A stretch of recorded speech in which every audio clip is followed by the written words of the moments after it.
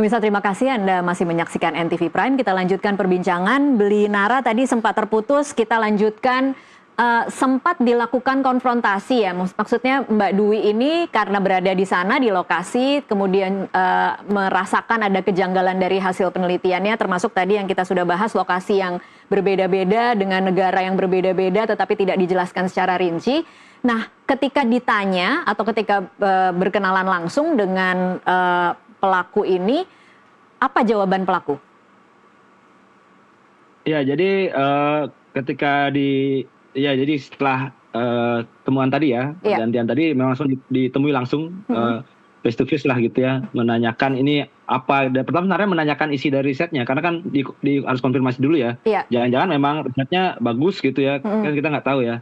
Nah ternyata karena Mbak Dwi ini adalah memang bidangnya sekali, jadi dia tahu persis gitu ya kalau ada yang salah. Nah si pelaku ini tidak bisa menjawab secara detail risetnya sendiri. Nah, terus akhirnya kasarnya sederhana ya disampaikan bahwa memang ini hasil generate, tapi bukan dia yang generate adalah dia nyebutnya apa ya sebutnya ya, jenis leader lah atau apa gitu ya, kayak ada timnya gitu lah, ada ketuanya gitu yang melakukan generate. Dia sebutkan nama ketuanya dan saat itu diminta untuk ditelepon gitu ya, pelaku yang menelpon untuk bisa menyampaikan ke Mbak Dwi biar ngomong langsung lah kasarnya. Oh, jadi Mbak Dwi sempat berkomunikasi dengan atasan atau apa ya, tim leader mungkin ya dari Mbak P ini ya berarti ya, Beli? Yes, betul. Jadi sempat diajukan untuk berkomunikasi ya, tapi Mbak Dwi sendiri tidak berkenan karena pertama dia merasa tim leadernya dari sana, jadi merasa tidak punya urusan gitu ya, satu. Terus yang kedua merasa bahwa mereka tidak straightly saat itu ya, tidak straightly mengakui bahwa mereka fabrikasi data dan segala macam. Jadi bertele-tele lah kasarnya. Sedangkan Mbak Dwi kan maunya yang jelas ini palsu apa tidak gitu ya. Nah jadi di sana proses konfrontasinya akhirnya terbuka bahwa ini generate lah, ada timnya segala macam. Yang ada di Copenhagen itu sendiri sebenarnya ada berapa orang? Peneliti Indonesia maksudnya? Iya, peneliti yang diduga palsu ini sebenarnya tiga-tiganya ada di sana kah, atau hanya P dan R, atau berapa banyak? Hanya satu, hanya P yang ada di lokasi. Oh, oke. Sedangkan dia kan sebenarnya jadi penelitian Dwi ya, jadi kurang lebih ada sekitaran 19-20 penelitian di lokasi, yang dimana setara 4 orangan atau lebih ya, 4-6 orang itu nama itu berganti-ganti, Mbak. Jadi penulis pertama, kedua, terus kayak digilir gitulah kurang lebih. Jadi yang ID card-nya ada banyak, tapi sebenarnya yang presentasi hanya satu orang gitu ya? Betul. Oke. Jadi hanya satu yang di lokasi. Oke, kita masuk ke kejanggalan lainnya ya. Tadi ada pemalsuan identitas, kemudian ada juga ditemukan bahwa lembaga atau institusi penelitian dan afiliasinya itu tidak bisa ditemukan. Benar ya, Beli Nara? Benar sekali. Jadi pertama ada berbagai afiliasi yang digunakan oleh pelaku ya. Ada yang benar ada ya, dalam hal ini universitas, kampus gitu atau lembaga riset. Tentu kita tidak bisa klaim apakah benar terafiliasi atau tidak ya, karena ini kan baru klaim dari pelaku ya. Nah, cuman kita menemukan ada satu afiliasi, saya lupa namanya IMCDS kalau nggak salah ya. Jadi AI Biomedicine gitu kurang lebih, yang kita tidak temukan nih tracknya di mana, dan ini sangat janggal karena kan risetnya ini sangat berat ya, yang artinya perlu dana besar dan harusnya dananya publik dan harusnya terbuka gitu. Nah ini kita tidak menemukan kantornya di mana, lokasi di mana, terdaftar di mana, apakah Yayasan Indonesia, apakah di luar negeri, itu sama sekali tidak terdaftar. Apalagi pada bidang spesifik seperti tadi Mbak Dwi di bidang pneumonia, mereka ini saling kenal Mbak. Jadi mereka tahu kalau ada organisasi baru, ada lembaga baru gitu ya. Orang segitu-segitu saja gitu. Dan Dwi sama sekali tidak menemukan, dia sudah tanya ke teman-temannya pada bidang serupa, nggak ada yang satupun yang tahu organisasi ini. Baik, Mbak Dwi sendiri kenal tidak dengan pelaku ini? Sebelumnya ya, sebelum kemudian bertemu di acara itu?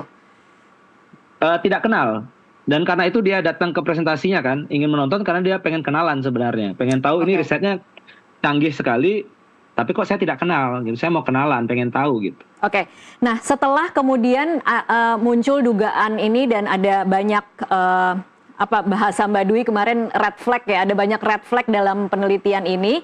Eh, apa yang dilakukan oleh penyelenggara acara? Karena kita tidak mendapatkan beritanya. Apakah penyelenggara acara kemudian memberi sanksi kah atau mencabut penelitiannya kah atau seperti apa, Bli? Ya, jadi yang sebenarnya lebih parah kan bukan hanya sekedar penelitiannya dengan fabrikasi ya, tapi mereka datang dengan travel grant. Yaitu adalah pendanaan yang diperuntukkan bagi peneliti pemula biasanya atau peneliti dari negara-negara berkembang seperti Indonesia lah gitu ya. Jadi kasarnya ini untuk ngebantu yang tidak terrepresentasi untuk datang lah. Dan mereka ini adalah para penerima. Jadi kurang lebih ada 4 nama yang seharusnya ada di sana. Dan menurut daftar panitia mereka hadir, dalam artian berarti ada yang ngambil name tag, ada yang registrasi ulang, ada yang daftar gitu ya, tetapi tidak ada orangnya. Dan dia semua ini dapat travel grant. Dan travel grantnya itu, Bli Nara tahu nggak berapa jumlah travel grantnya ini dalam angka rupiah mungkin? saya nggak tahu persis angkanya ya, tapi kita bisa Kira-kira simulasi ringan aja. Iya. Ya. Biasanya itu yang dicakup adalah biaya pendaftaran, biasanya berapa ratus pound, kemudian tempat tinggal dan flight ya, Indonesia bolak-balik mungkin ke Copenhagen. Kalau kita bilang kasar, saya bisa tebak itu di angka sekitaran 2.000-3.000 euro ya. Oke. Kalau dirupiahkan mungkin sekitaran di 60 juta per orang. Per orang ya. Per orang ya. Dan ini bukan ada uang saku, ada uang saku juga kah? Saya nggak bisa klaim ya, ada uang saku atau enggaknya. Jadi kalau ada uang saku ya tentu lebih daripada itu, karena tergantung konferensinya. Oke. Jadi minimal sekitaran 60 juta untuk pesawat, tempat tinggal, dan pendaftaran. Oke. Nah, setelah kemudian Mbak Dwi menemukan ini, berkonsultasi dengan Bli Nara, kemudian membuat ini viral, apa reaksi dari penyelenggara? Ya, jadi Mbak Dwi langsung melakukan pelaporan kepada pihak penyelenggara, komite ya. Melakukan email dugaan ya, tentu dugaan ya karena perlu identifikasi lebih jauh. Dan dari pihak travel grant, pihak komite itu sebenarnya mereka itu masih ada presentasi di hari terakhir kalau nggak salah. Jadi si pihak komite sebenarnya mau menemui ini, jadi ditungguin di lokasi untuk presentasi. Tapi ternyata karena mungkin sudah dikonfrontasi ya oleh Mbak Dwi, mereka tidak hadir. Nah, tapi dari penyelenggara akhirnya travel grant-nya mereka dicabut ya. Jadi kan travel grant-nya kan uang pendaftaran langsung, akomodasi di awal. Tapi seingat saya yang transport itu reimburse. Yang ini yang tidak dibayarkan gitu. Cuman yang sudah terlanjur terbayarkan ini yang dari pihak panitia juga menyesalkan lah karena mereka ya sulit untuk bisa menarik uangnya kembali ya. Gitu. Oke.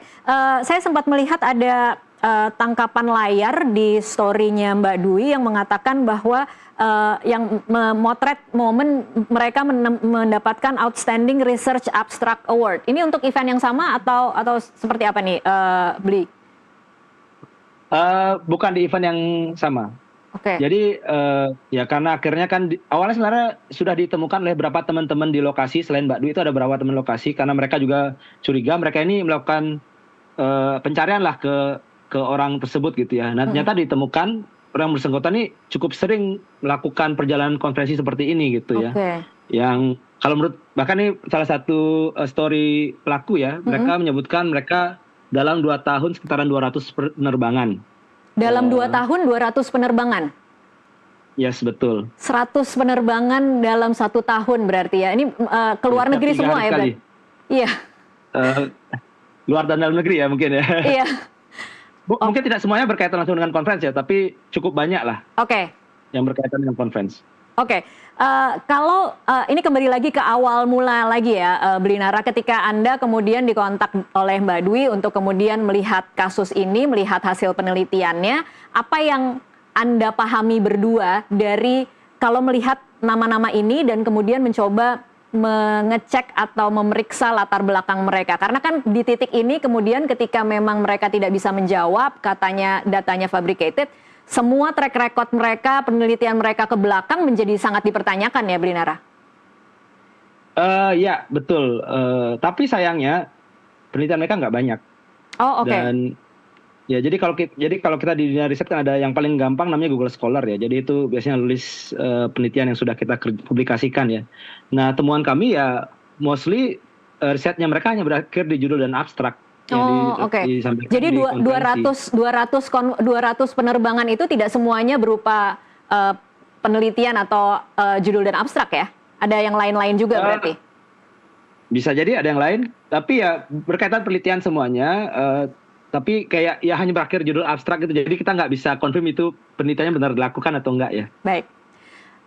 Sebelum kemudian akhirnya memutuskan membocorkan atau mengumumkan ini di Threads, apa yang jadi pertimbangan Blinara dan juga Mbak Dwi? Karena ini kan ketika menjadi viral, ada taruhan yang sangat besar yang kemudian bisa memercik kembali muka kita baik sebagai bangsa Indonesia maupun Mbak Dwi sebagai akademisi, Blinara sebagai dosen, sebagai peneliti. Ini kan akan apa ya, sebagai senjata makan tuan ya, yang kena lebih banyak lagi gitu. Waktu itu ada pertimbangan tidak, Blinara? Ya, pertimbangannya cukup lama ya kita ngobrol sama Dwi ya, apakah kita akan angkat ke isunya publik atau enggak. Tapi kita putuskan ambil pertama, ini adalah serious misconduct ya. Ini pelanggaran yang sangat serius dalam dunia riset ya secara global. Kalau mereka terafiliasi di negara maju seperti di Inggris, seperti Dwi, itu sudah selesai karirnya. Nah, cuman di Indonesia itu tidak terjadi karena di Indonesia abu-abu aturannya. Dan kita selama ini membiasakan aturan abu-abu ini tetap dibiarkan saja gitu loh, nggak ada yang berani mengungkapkan gitu ya, takut viral dan segala macam.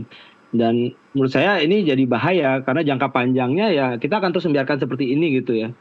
Jadi kita merasa bahwa ini bukan masalah tentang pelaku-pelaku ini saja gitu ya, tetapi ada publik yang terdampak secara luas gitu.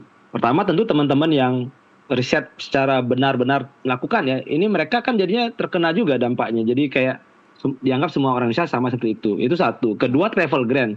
Jadinya orang-orang yang seharusnya berhak, yang riset beneran dari Indonesia, harusnya punya kesempatan ke Copenhagen, mungkin ke Korea atau kemana, ya nggak dapat karena diambil oleh mereka.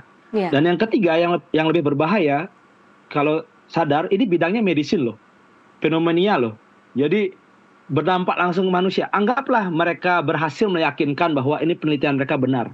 Kemudian industri yang datang ke acara konferensi percaya bahwa, oh, ternyata bisa metode ini. Kemudian metodenya dipakai sama mereka. Terus tersebar. Metodenya gagal. Berapa banyak orang yang sakit yang akhirnya gagal disembuhkan. Atau justru jadi lebih parah karena percaya dengan metode yang mereka sampaikan di konferensi ini. Jadi dampaknya ini akan sangat bergulir jauh lah gitu.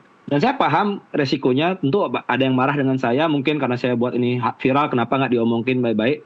Karena memang tujuan kami bukan hanya sekedar menyatakan bahwa mereka salah dan nggak melakukan lagi. Tapi ini adalah kita pengen punya kesadaran publik bersama bahwa ini bukan hal yang patut dan kita harus melakukan perubahan yang sistematis. Baik, Blinara, tapi kalau dengan Mbak Dwi sebenarnya pernah tidak berbincang bahwa sebenarnya kasus seperti ini sebelumnya juga ada, tapi memang hanya ini yang kemudian bisa